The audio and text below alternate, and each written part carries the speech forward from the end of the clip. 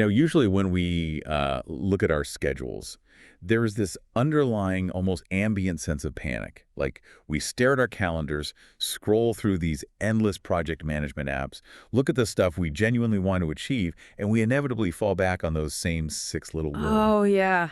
I just don't have the time. Exactly. I just don't have the time. It's become the absolute anthem of modern life, hasn't it? It really is the universal comfort blanket. I mean, when we say we don't have time, we are effectively shifting the burden of responsibility away from ourselves, right? We place it onto this abstract, unstoppable cosmic force. Right, like blaming the universe. Yeah, exactly. Because it is much easier to blame physics than to, look at our own behavioral pattern. That is exactly the premise we're taking apart today. Yeah. Because we treat time like the weather. If it's raining, well, you can't go for a run. If you're out of time, you can't launch that business or improve your health or restructure your team. Right. It's a passive state. Totally passive. But today, we are embarking on a deep dive that completely dismantles that excuse for you. Our mission here is to decode the hidden architecture behind literally every decision you make. And I mean every decision. Big or small. Yeah, whether you're leading a massive multinational corporation or trying to get a grassroots community project off the ground, or honestly, just trying to figure out why you can't seem to stick to a basic morning routine. Which brings us to the source material for today. To do this, we're analyzing a really fascinating stack of internal documentation. It's from an organization called WaveRen LLC. And they developed this in deep collaboration with the Spectrix Metaphysical Institute, right? They did, yeah. What they've put together is this incredibly precise behavioral model that they refer to as the T.I.M.E framework, T.I.M.E. And the hook of this source material is what grabbed me immediately. When we tell ourselves, I don't have the time, WaveRen and the Spectrix Institute pose this radical question, what if time is not the real issue at all? Right. They completely reframe the concept. The framework argues that when we complain about a lack of time, we are entirely misdiagnosing the problem. We're looking at the wrong thing. Exactly. What we are actually experiencing in almost every single case is a mechanical breakdown in a very specific sequence of human behavior. A sequence of behavior. I want to start right there. Okay.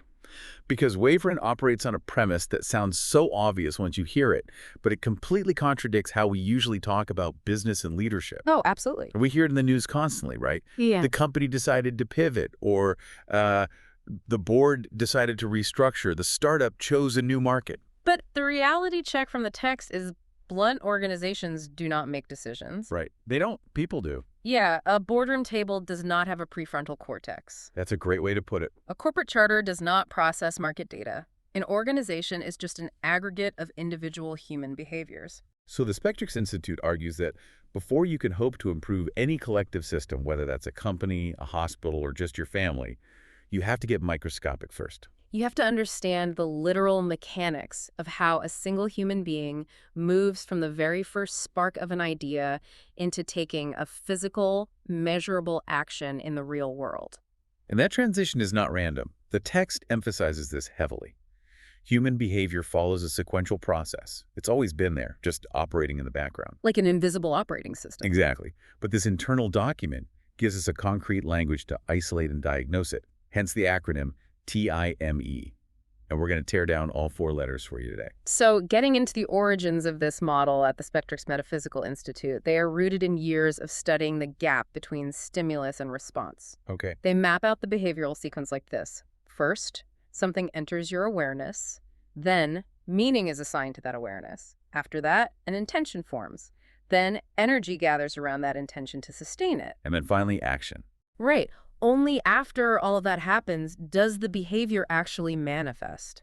Let's visualize the mechanics of that for a second. It makes me think of a line of dominoes. Okay, I like that. You have this final domino at the very end of the sequence, and that represents the behavior, the actual thing you do in the real world.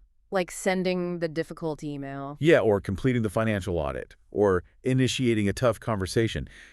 The logic here is that you cannot get that final behavior domino to fall if you haven't lined up and tipped over the preceding dominoes. Which are awareness, meaning, intention, and energy. Right. But this fundamentally changes the paradigm of how we view failure or inaction, doesn't it? Completely. Because if you or someone on your team fails to act on a stated goal, The default societal diagnosis is a character flaw. We call it laziness. Exactly. We call it a lack of discipline. We say, they just didn't want it badly enough. But the Spectrix research proves that a failure to act is rarely a moral feeling. It's not. It is a structural breakdown somewhere in this specific chain of cognition. I mean, I understand the theory, but I have to challenge the rigidity of it. Let's look at the real world for a second. Does behavior always follow this slow, methodical sequence? You mean, does it always happen one step at a time? Yeah, because it feels like sometimes people just act blindly. Think about touching a hot stove and jerking your hand back. Or an executive who just snaps at an employee during a really stressful meeting. Right, a purely reactive moment. Yeah, there is no methodical gathering of energy there. It just happens. It definitely appears that way, but the Institute addresses this directly. Even what we categorize as blind or reactive action contains the micro-sequence of awareness and meaning. Really? Even the hot stove? Yes, it is just happening on a neurological level in milliseconds. When you touch a hot stove, your nervous system experiences awareness of the heat and assigns a meaning of extreme danger almost instantaneously. The sequence still runs. Wow. Okay, what about the executive snapping at the employee? Same principle, just slightly higher cognitive function. The executive experiences an awareness of the employee's tone, or maybe a mistake they made. In a fraction of a second, their past experiences assign a meaning to it, perhaps disrespect, or a threat to the project's timeline. So they form an intention right there. A rapid, almost unconscious intention to assert control. Then the energetic spike of anger floods the system, and they execute the behavior of yelling. So the dominoes still fell in order. Exactly. They were just packed so tightly together that it looked like a single involuntary spasm. So the speed of the sequence is what creates the illusion of random behavior. Precisely. And this is the core utility of the time framework. To stop reacting to your environment and start deliberately designing your outcomes, you have to stretch out that sequence. You have to manually put space between the dominoes. You have to forcibly slow them down and examine the very first step. Which brings us to the first component of the framework. The T stands for thought. And the source document is incredibly specific about how they define this term, which I found fascinating. Right, because usually we use that word very loosely. Yeah, in our everyday language, thought can mean daydreaming, calculating, worrying. It's a catch-all. But in the time framework, thought is defined strictly as awareness. It is the exact moment that new information enters your system. It's the observation phase. You are taking in data, you're questioning what you see, and you are recognizing patterns, but you are not acting on them yet. And the text makes a distinction here that I think is the most important concept to grasp early on. Thinking is not deciding. Thinking is not deciding. That is huge. Thinking is discovering. Expanding on that, the Spectrix Institute describes thought as merely the landscape before the journey. I love that imagery. It's like you're standing on a hill, looking down at all the possible paths you could take through the valley. You aren't walking yet. You are just mapping the terrain. The key phrase they use is that awareness expands possibility.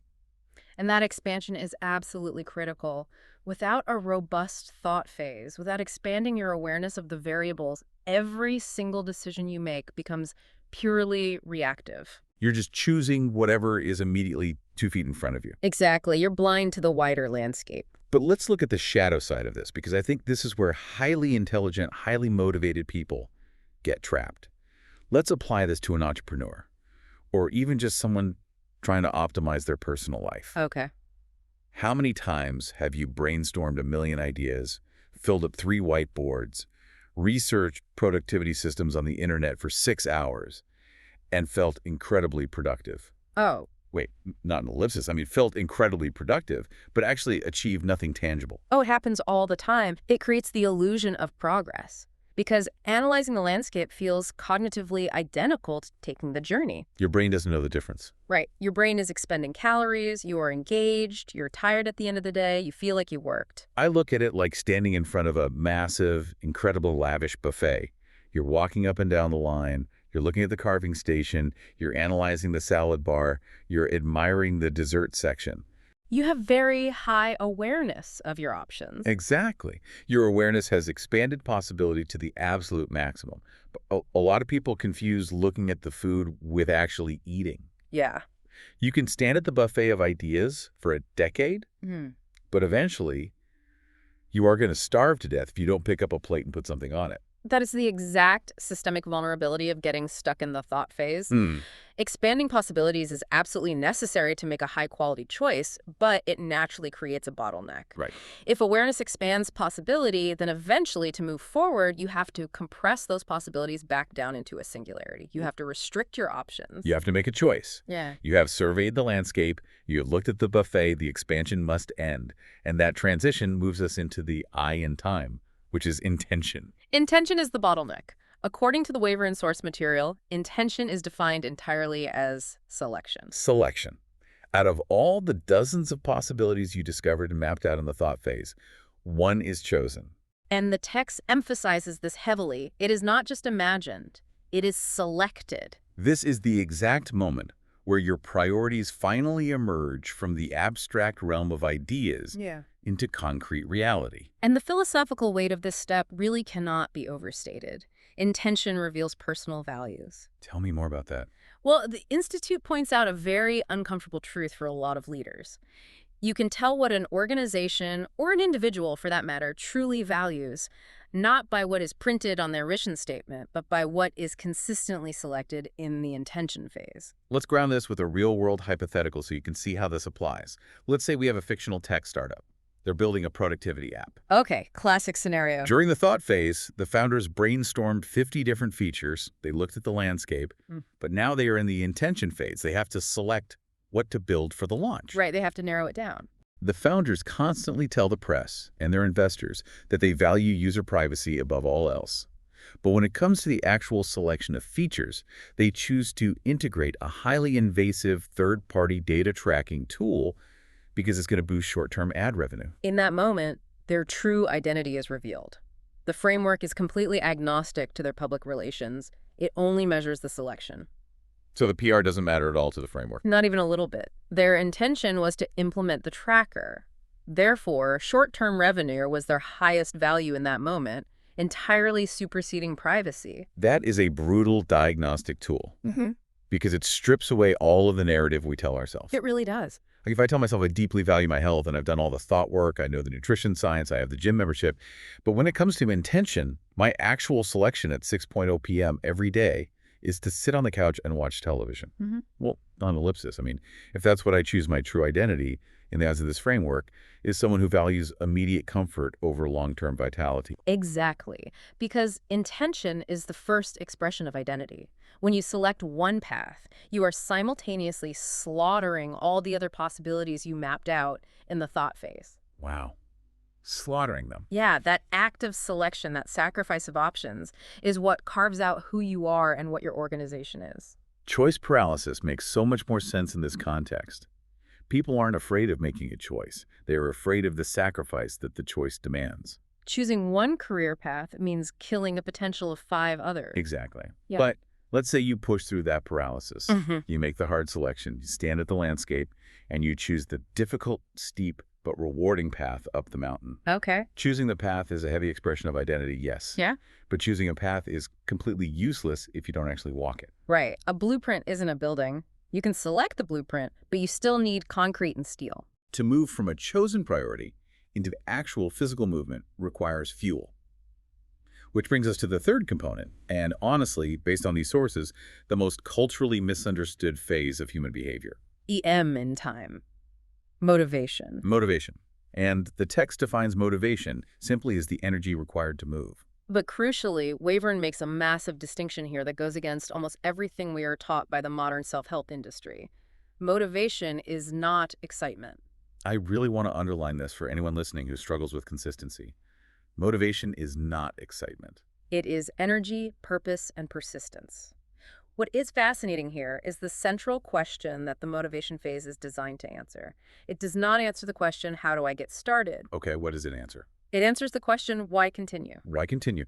Because starting is relatively easy. We've all done it. You can start a massive organizational overhaul or a new fitness regimen purely on the fumes of initial excitement. But excitement is a terrible long-term fuel source. It's highly volatile. It burns bright, it burns hot, and it burns out in a matter of days, sometimes hours. The source text makes a profound claim about this transition from intention to motivation.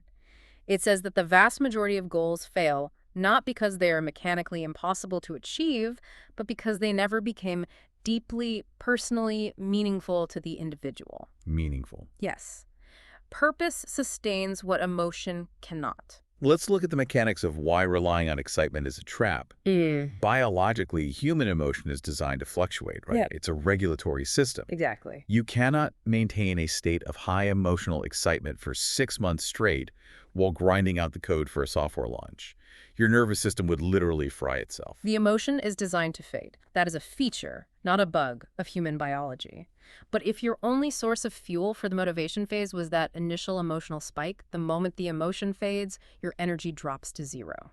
And the behavior sequence stops. You've abandoned the project. Right. So if we go back to the idea of building a fire, motivation isn't the spark. Like the self-help gurus yelling at you in a video, the upbeat playlist, that's the spark. It flashes, it looks impressive, but it's gone in seconds. If you rely on the spark to heat your house through the winter, you will freeze to death. That is a perfect analogy.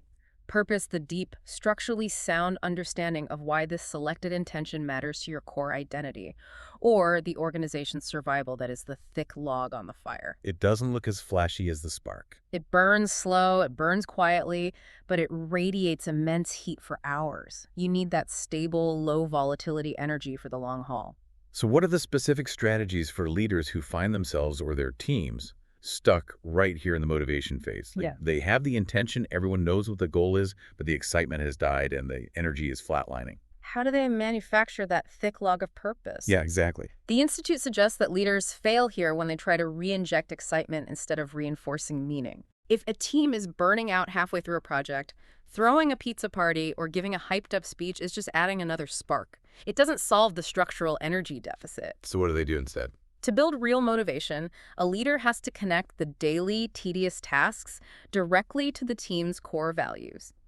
You have to clearly articulate how the spreadsheet they are building today ensures the long-term security of the company. Or how it directly serves the end user in a meaningful way. Exactly. You have to translate the abstract intention into daily meaning. Which provides the sustained energy required to actually do the work. And that actual doing of the work, the physical exertion, the typing of the code, the pouring of the concrete, the launching of the product, that is the final letter of the acronym.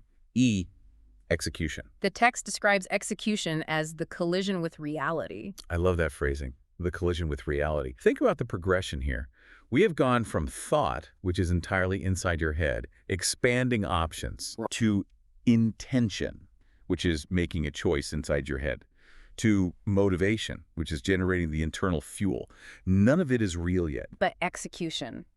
This is where ideas finally leave the safety of your mind and step onto the battlefield of the real world. And the most vital takeaway from the Spectrix material regarding execution is a complete redefinition of the term. Usually we define execution simply as doing. It's checking the box. It's getting the task done. But the framework defines execution fundamentally as learning. Now, I have to push back on that. Yeah. Seriously push back. Because, well, execution as learning sounds great in a corporate seminar. It completely contradicts how businesses actually operate. How so? Well, if I execute poorly and bankrupt my fictional startup, I can't go to my investors and say, well, the execution was actually a learning phase. Or if an employee misses their sales quota for 3 quarters, the company doesn't reward them for what they learned, they fire them. Fair point. The framework seems to ignore the very real, very binary consequences of failure in the real world. That is a crucial distinction to make, and the source material actually accounts for it by separating the physical consequence from the cognitive architecture. Okay, explain that. The framework does not deny the physical reality. Yes, the startup went bankrupt. Yes, the employee was fired. Those are concrete consequences. But organizationally and psychologically, if the system does not view that execution phase as a data gathering mechanism, the failure is entirely wasted. So how does viewing it as learning change the outcome if the startup is already dead? Because every action you take creates feedback from the environment. The execution is a stress test of your intention. Right. The founders intended to build a product they thought the market wanted. They executed and launched it. The market rejected it. If they view execution merely as a pass-fail endpoint, they just conclude, we are failures, and give up. But if execution is learning? They realize they just gathered highly specific, incredibly valuable data about market demand that they could not have possibly gathered while standing on the hill back in the thought phase. Because you can't know how heavy the backpack is until you actually start walking up the mountain. Precisely. The learning isn't a consolation prize for failure. It is the raw material required for the next step. But wait, if execution generates all this new data and raw material, where does it go? In my domino analogy from earlier, once the last domino falls, the behavior happens, the execution is finished, the sequence is over, the dominoes just lie flat on the table. And this is where the Spectrix Institute reveals the actual architecture of the time framework. The sequence does not end. The domino analogy is fundamentally flawed because time is not a linear path. It's not linear. No, it is a recursive loop. A loop. So the end of the sequence actually connects directly back to the beginning. Think about the mechanics of the data we just discussed. Execution produces an outcome. That outcome creates an experience. And what does that new experience do? It automatically alters your awareness. Which means it feeds directly back into the T, the thought phase. Exactly. Execution produces experience. Experience changes your awareness. Because your awareness has changed, the landscape of possibilities has changed. You have new data. Which means your next intention, your next selection will be different. And a new intention requires a new calibration of motivation, which leads to a more refined execution. And the cycle repeats indefinitely. What is truly fascinating about this recursive loop is how it redefines the concept of long-term growth and organizational intelligence. Yes, the WaveRen documents are very clear on this. Human growth is not measured by perfection. It's not measured by getting the exact right outcome on the first pass through the framework. It is measured by the velocity and quality of these increasingly intelligent cycles. Exactly. Okay, my brain is reworking the analogy here. So it is not a straight line of dominoes. And it's not a flat circle either, where you're just running like a hamster on a wheel, repeating the same mistake. No, it has verticality. It's an engine. The exhaust from one cycle, the data from the execution, is being captured and used as combustion for the next cycle. Or actually, better yet, it's a spiral staircase. A spiral staircase is the perfect visualization. You complete the loop, and you come back around to the thought phase. You are facing the exact same direction, looking at the same landscape, but because you executed and learned, you are one floor higher. You have a better vantage point. You are observing the terrain with higher resolution. You know where the pitfalls are now because you stepped in one during the last execution phase. But let me pose a question for the leaders out there. What happens to a person or an entire company that views execution as a final destination? Like, what happens if you get to the E, you ship the product, you hit the quarterly goal, and you just say, done, we've arrived? Viewing execution as an endpoint is the primary cause of organizational stagnation. Wow, the primary cause. Yeah. If you believe the journey ends at execution, you sever the feedback loop. You stop the engine. You don't feed the new experience back into the thought phase. And what's the result of that? Rigidity. The world around you continues to change, markets shift, technology advances, but your awareness remains frozen in the past, based on data from 3 years ago. You are stuck on the first floor of the staircase, insisting to everyone that you are in the penthouse while your competitors are literally climbing past you. Exactly. To continuously grow, you have to embrace the loop. But this raises a massive logistical challenge, which is where the WaveRen LLC documentation takes a major shift in scope. Right. Because it is one thing for an individual person to navigate this spiral staircase. It requires self-awareness and discipline, sure, but what happens when you have 100 people or 10,000 people all running their own internal time loops simultaneously? It sounds like absolute chaos. It is chaos unless you have an architecture designed to synchronize them.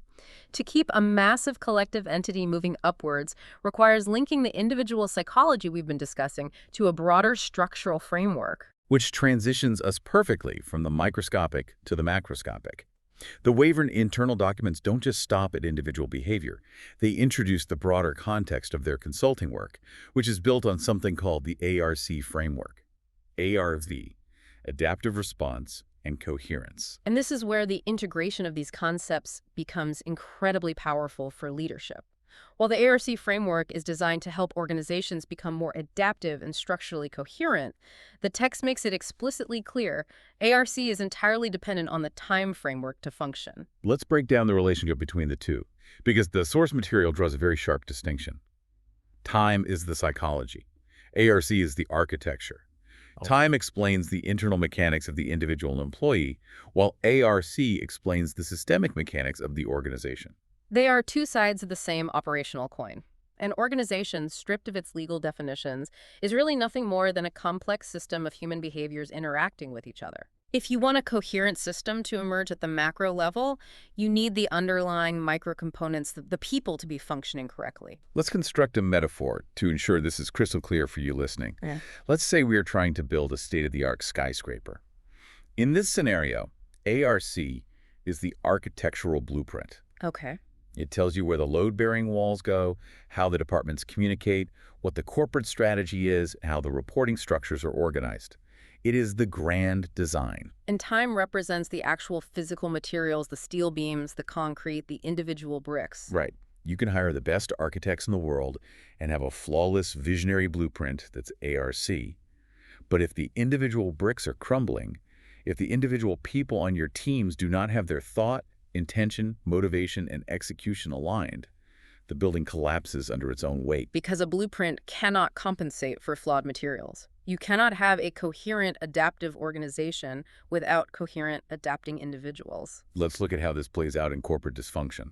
If your management team is stuck in the thought phase, meaning they are holding endless meetings, gathering massive amounts of awareness and data, but they never form an intention or make a firm selection, the blueprint doesn't matter. No walls get built because no one has chosen where to put them. Or what if the team has clear intention, but absolutely zero motivation? Right. The executives made the selection, the employees know what to do, but there is no deep purpose to sustain the energy. They are just relying on the fleeting excitement of a launch party.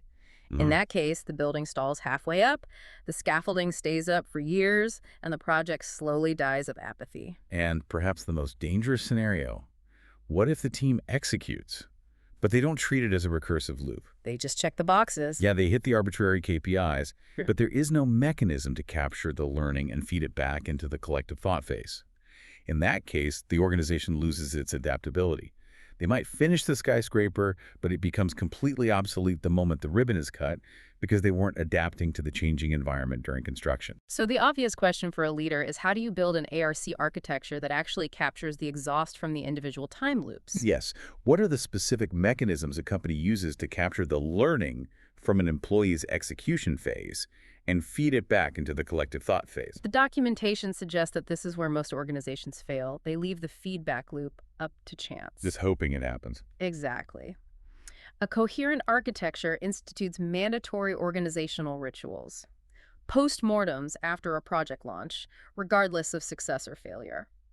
Decentralized reporting structures where frontline employees, the ones actually colliding with reality in the execution phase, have a direct pipeline to feed their data back to the executives in the thought phase. So ARC is essentially the systemic piping that routes the intelligence gathered by individual execution back to the central nervous system of the company. Yes. It's about fostering team alignment during the transition phases. If you want alignment, the executives can't just hand down an intention and expect the employees to organically generate motivation. Right. You can't mandate purpose. No, you can't. The ARC architecture has to provide the context, the why, so the employees can attach their own deep meaning to the corporate selection. The collective architecture of ARC is entirely dependent on the continuous, intelligent cycling of individuals through the time loop. When the individual thrives, the collective adapts. Precisely. Which brings us all the way back down from the theoretical corporate skyscraper to the messy reality of our own everyday lives, our own daily habits, and how we prioritize our limited hours on this earth.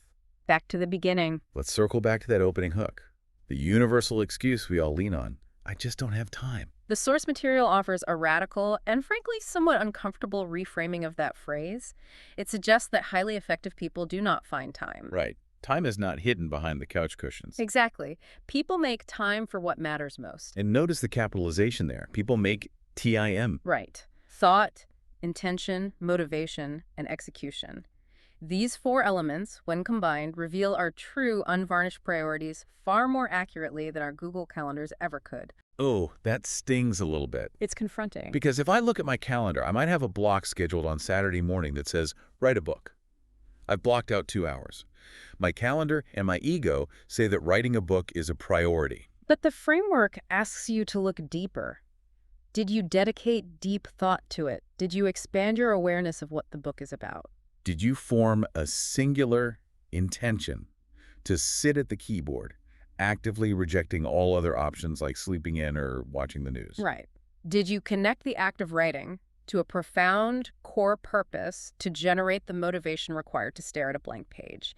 And did you actually execute, write the words, and learn from the process? And if the answer is no, then writing a book is not your priority, regardless of what the color-coded block on your calendar says. Exactly. But I want to address you listening directly here, because the text makes a very important, very human point about this exact realization. This is not meant to be a guilt trip. No, not at all. The internal document specifically states that the time framework is an invitation to self-awareness, not a mechanism for self-judgment. That is a crucial distinction to hold on to. It is incredibly easy to weaponize this against yourself, but it is not about beating yourself up for failing. Exactly. If you aren't doing something you claim you want to do, this framework isn't here to call you lazy or undisciplined. It gives you a highly precise diagnostic tool to interrogate the friction. You can look at the 4 letters and figure out exactly where the sequence broke down. Are you stuck in thought? Meaning, do you have too many options and you are paralyzed by the fear of making the wrong choice? Or are you lacking intention? Meaning you haven't actually made a firm selection and you're trying to keep all your options open, which dilutes your focus to 0. Are you missing motivation? Meaning you are relying on the fleeting spark of excitement instead of doing the hard work of connecting the task to a deeper, sustainable purpose. Or are you failing at execution because you view it as a final judgment of your worth, rather than simply a mechanism for gathering data to feed the next cycle? By understanding this hidden architecture, you take back agency. Yeah. You stop being a passive victim of not having enough hours in the day, and you start becoming an active architect of your own cognitive sequence. And the beautiful macro effect of this is that when you fix your own time loop, you fundamentally change the quality of your impact on any collective you are a part of, whether that's your family, your community, or your company. Which is just a masterful way to summarize the immense journey we have been on today. We started with a simple, everyday excuse, a lack of time, and we decoded it into the mechanical sequence of the time framework. We looked at thought not as deciding, but as the expansion of discovery and awareness. We looked at intention as the heavy, identity-defining burden of selection. We redefined motivation not as superficial hype, but as the quiet endurance of purpose. And we saw execution not as the end of the line, but as a critical learning mechanism that feeds reality back into the system. We replaced the linear dominoes with the recursive loop, the spiral staircase that creates increasingly intelligent cycles of behavior and drives long-term organizational growth. And we connected that deeply individual psychology to the massive systemic architecture of the ARC framework, proving that you cannot build a resilient, adaptive company without building healthy, continuous feedback loops within your people. It's a comprehensive map of human action, scaling seamlessly from the microcognition of a single individual all the way up to the macro strategy of a multinational corporation. It really is. So, to you, listening to this right now, the next time you catch yourself looking at your endless to-do list or staring down that massive goal you've been putting off for months, and you feel that familiar urge to say the words, "I just don't have the time," pause. Just stop the sequence for a second. Diagnose the friction. Ask yourself which phase of T.I.M.E. you're actually stuck in. Find the broken link in the chain. And if I may leave you with one final, deeply provocative thought to mull over, building on the metaphysical roots of the Institute's research. Please do. If intention is the first true expression of your identity, as we discussed, and if execution generates new experiences that literally rewire your thoughts and change your awareness of the world, does that mean that every single time you complete the time loop, you are actually constructing a completely new version of yourself? Wow. That is a staggering implication. You aren't just achieving a goal. You are iterating your own identity. Think about who you might be after just one more intelligent cycle up that spiral staircase. That is the absolute perfect place to leave it. Thank you for joining us on this incredibly deep dive into the hidden architecture of decisions. Keep learning, keep adapting, and remember the core truth from today's exploration. People make time for what is important to them.